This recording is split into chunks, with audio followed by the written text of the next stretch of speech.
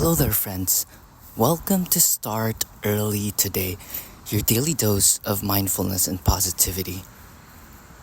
How are you doing? Hope you're doing well, wherever you may be. Thank you for tuning in.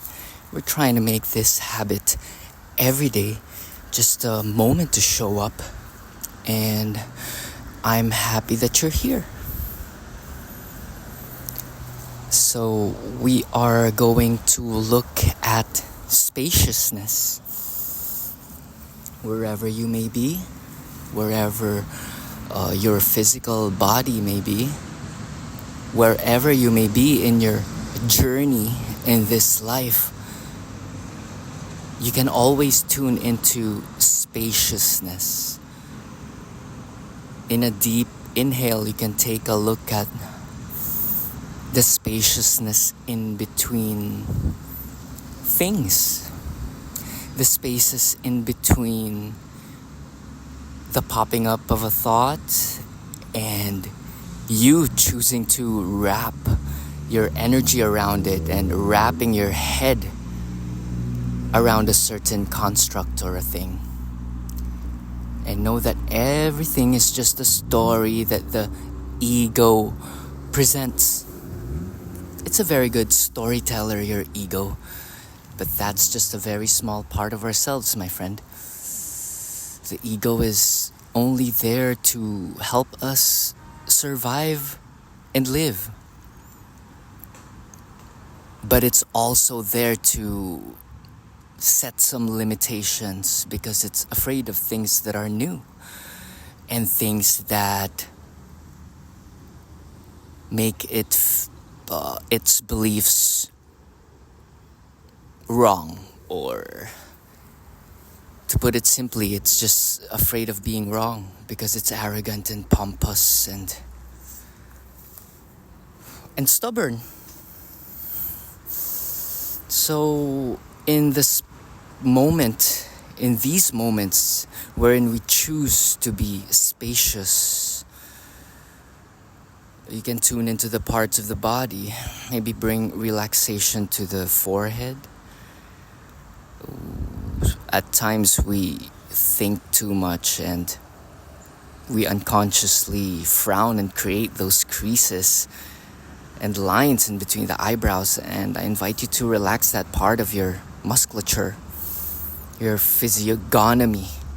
That's the muscles within the face. And try to stretch the mouth as cats do. I've been seeing the cats do these stretchings. They do very beautiful stretches. And to become more natural and zen-like, much like the tree, the minerals, and the sky. I read a quote recently that went, I believe it's from Pema Chodron,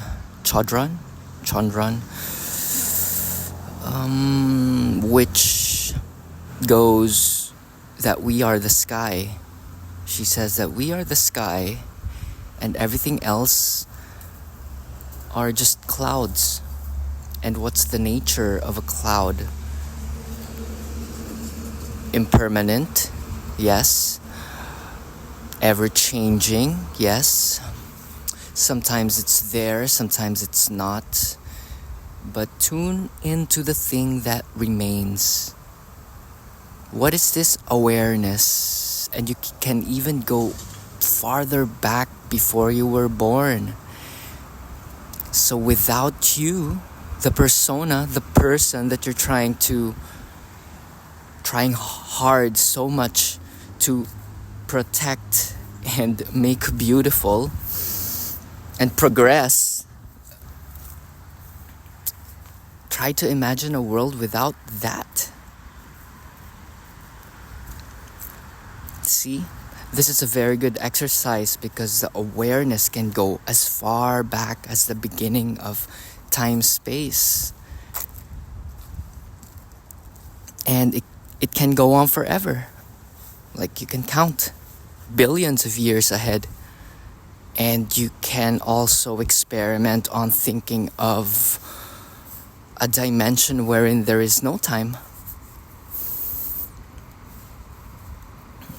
And this brings ease to our physical, mental, spiritual bodies so that we can go back and see things from a higher point of view and to create the best versions of ourselves, fully graceful, composed, and clear. How are you to execute? I'm avoiding the word attack. How are you to embody is the perfect word. How are you to embody this gracious gift of life? In each and every breath, a miracle is happening through the birds, through the trees, through your dog, through your pets. And I read somewhere that pets are being groomed for humanhood. So we are the agents of love. We are just agents of light. And if you want to go to the quantum reality of things, everything is just waves and particles being moved by energy. And thinking is a very big part of that we think our reality.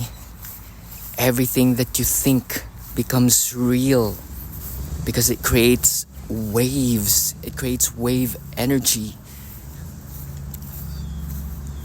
So your reality starts with your thoughts, or rather the thoughts and concepts you choose to think, and then it will become a belief, and then your beliefs will harden into manifestation through action, embodied action. So who is this being that was put together by the higher force? If you allow the higher forces, listen to the whisper of your spirit, listen to your intuition, nurture the gifts, and let go of the things that does not support life. What is it gonna be? What if you are willing to go through discomfort? What if you're willing to be uncomfortable for the greater comfort of growth? Because the greater comfort of growth is alignment, and it feels right, and it makes life worth living, the worthwhile grind, as they say. Because it'll get painful if we avoid discomfort and avoid growth. The nature of things is dynamic, is a whole lot of death and rebirth, and it all happens in real time, moment to moment. You're being with a lack of a better word, you're being dyed and you're being rebirthed. As you breathe, the cells are being disposed, and through autophagy, it's being rebirthed, renewed. It's dynamic. And we're given this wonderful, wonderful gift of a brain wherein there are more neural connections possible than all the subatomic particles in the universe. Can you wrap your head around that? I've been pondering on this quote by Gerard Edelman. I wrote about it in my newsletter. Please subscribe. Make Pure Thy Heart on Substack. And I write my daily inspirations at startearlytoday.com. So the main point of this session for you today is to find and take another look, maybe 3 times, on what is really important to you, what matters to you the most, and make use of your waking days, waking hours to conjure up a plan and to make these embodied actions, these inspired, holy, sacred actions to deploy the best possible steps. For steps are so easy if we are truly clear with where we want to go. It has been said that people are not achieving their goals not because of their impossibilities. It's because that we're being drawn to many other small goals. We are being clouded and bombarded with the urgent stuff, like buying milk or paying bills, but that's not the whole of what we are, my friend. Look again. Have it another run through a sifter till the flour gets too refined and fine and clear and pure. Distill these feelings and run your emotions through another filter. And what are these filters? These are the inquiries we ask ourselves. Is this true? Is this real? Is this really the best use of my attention and my powers?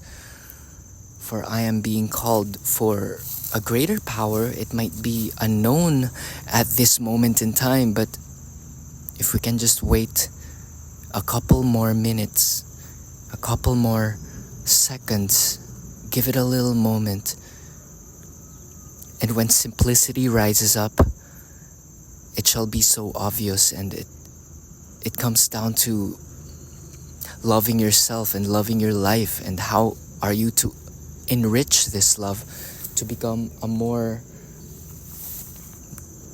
light being than the one that is deluded. Whenever we feel something negative, it is just a lack of understanding. Whenever we feel doubt or troubled, it's just because we're looking through a very limited view. I invite you to gain this skill and practice this skill of mindfulness. If you take a deep inhale and let things be, and to let things run through you, to not resist emotions, to embody them, let them run through you, process through you, and you shall discover that, that was it. And then after a couple of moments of integration and going through the depths of your shadows, you'll see that it has no use for your higher purpose. But you have to go through it. There's no way than through. But it is destined in our vitrees, in our energetic vortices. So whatever is there to be faced, I invite you to face it. Face the fear and do it anyway.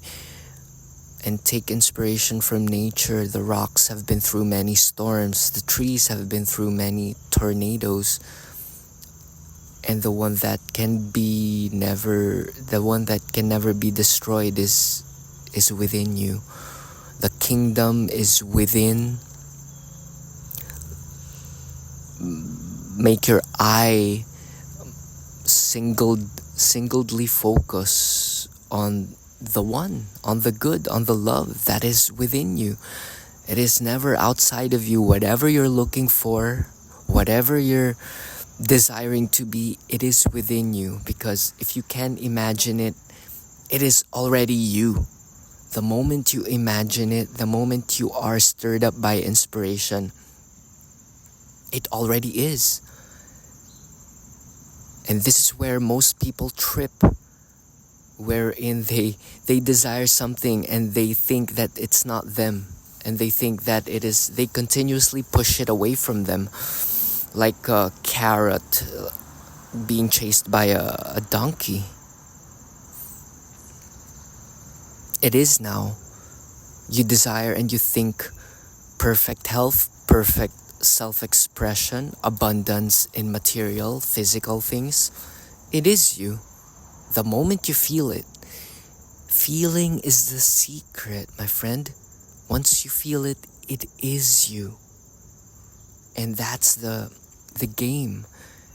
And that's the best part in you desiring it, in you being stirred up, checking out ways of embodying. It's being. That's the whole point of being. We're just closing the gap all day long, closing the gap from where we are, which is the best. If you tune into the present, there is the best, but there is always more to whatever life you're living right now. Because our potential is infinite. Our capacity is unlimited. When you look within, it's like looking into an abyss. Just imagine the depth of the ocean. There's no limit to what you can become. Other people, other achievements of other people are only blueprints. They're only guides.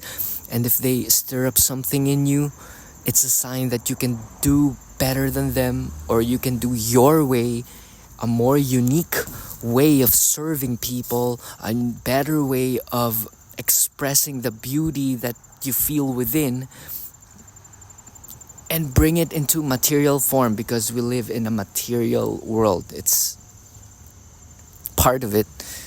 The material world, the spiritual world, you can go in and out. It goes on and off per second. It's an on and off, like your breath.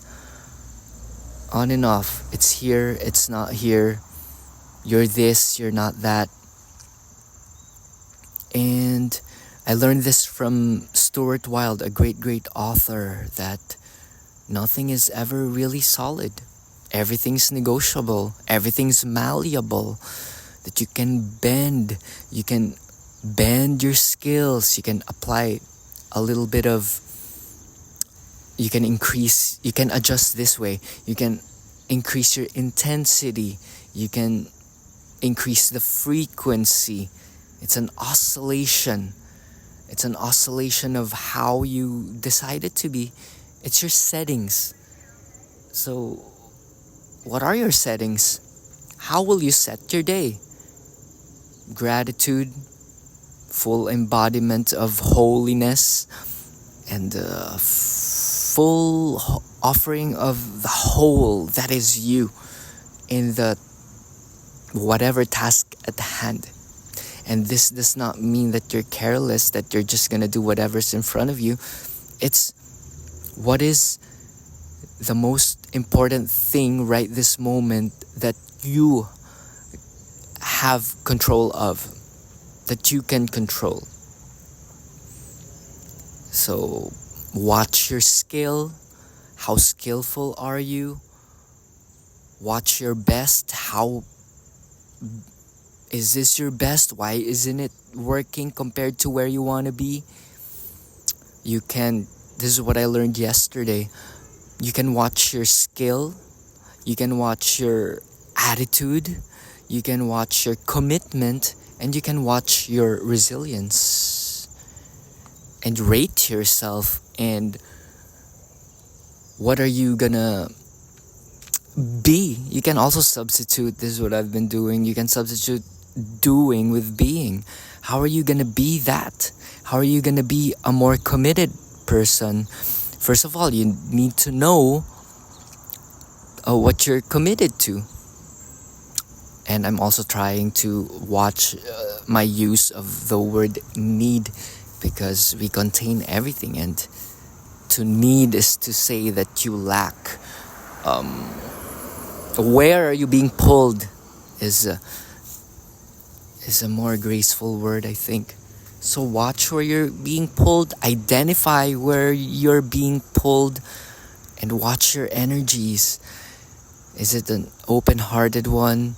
Is it a one of outpouring goodness wherein people can be contaminated with the love that you just where you're just blissed out of your eyes and your heart, and everything shall see you won't ever be the same. And it does not need words. Sometimes it's just an affirmation and a nod and a confirmation that, hey there, my friend, we're all humans here, and my power is your power, and we can join forces hand in hand towards the progress of humanity. And practice your smiling. You're good, you're great. You are approved of. First of all, approve of yourself. So identify your commitments and conjure up a plan. And plans come in insights, in whispers from your heart. When it excites you, and another important thing is forget about what other people think and say, because they're running on their own settings. They run on their own peripheries and their own filters and programmings. You are a creator of a program.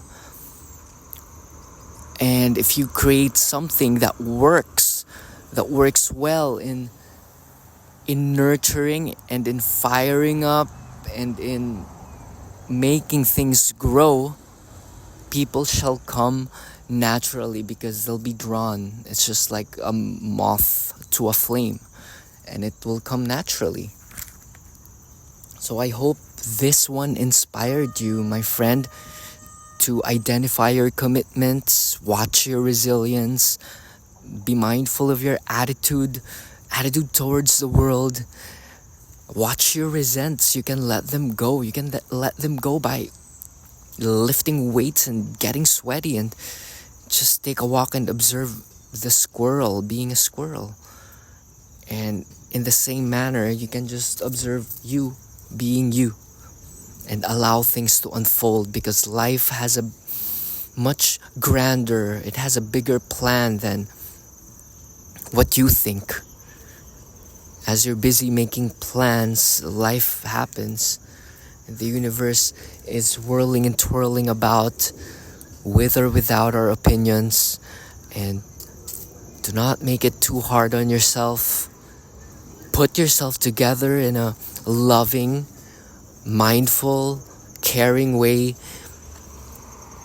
And I can help you achieve this. Go to startearlytoday.com and feel free to book a discovery call. We'll take a look at how you are perceiving things, and through inquiry, through mindful asking of questions, we can navigate paths that are untrodden. I read somewhere that if you're following a path, somebody already has been there and it's not the ideal path for you. And the untrodden path, though it may be full of challenges and it takes a little bit of effort and work, that is where the fulfillment lies. That is where you are supposed to go. I remember the talk of Jordan Peterson where he talked about Abraham leaving the house of his father, wherein he left a comfortable home to be separated from his wife and to get lost in the woods and to undergo all of these sufferings, only to find himself and to really get close to God. So what is this call? What is this, my friend? You can just ask this. What is this life, and what am I here to be? And then relaxing the body once again, letting the intuition and insight speak, letting the spirit whispers from eternity, Yogananda calls it, and you got it in you. May you manifest today as an honorable, deliberate, kind soul.